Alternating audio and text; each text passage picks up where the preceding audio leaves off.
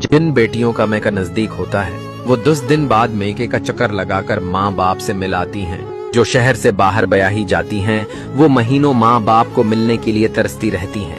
कुछ बेटियां ऐसी भी होती हैं जो महीनों अपने वालिदीन को सिर्फ ख्वाबों में देखती हैं। करीब की बेटियां मेके जाकर माँ से लिपट जाती हैं। दूर की बेटियां फोन पर आवाज सुनते ही रो पड़ती हैं। माँ की बाहें और बाप की मुस्कुराहट दूर ब्याही बेटी के लिए सिर्फ याद बनकर रह जाती हैं। जो बेटी हर हफ्ते मेके चली जाती है वो खुश नसीब है।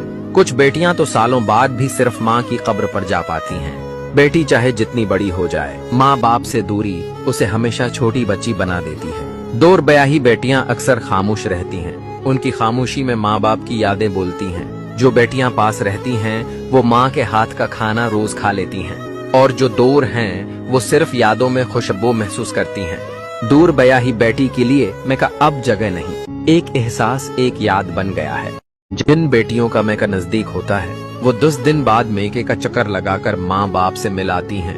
जो शहर से बाहर ब्याही जाती हैं वो महीनों माँ बाप को मिलने के लिए तरसती रहती हैं। कुछ बेटियां ऐसी भी होती हैं जो महीनों अपने वालिदीन को सिर्फ ख्वाबों में देखती हैं।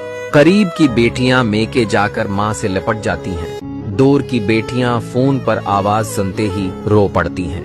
माँ की बाहें और बाप की मुस्कुराहट दूर ब्याही बेटी के लिए सिर्फ याद बनकर रह जाती हैं। जो बेटी हर हफ्ते मेके चली जाती है वो खुश नसीब है।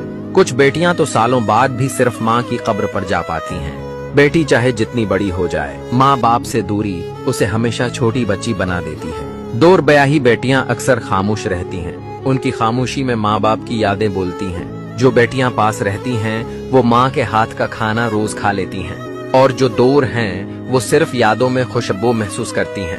दूर ब्याही बेटी के लिए मेका अब जगह नहीं, एक एहसास, एक याद बन गया है।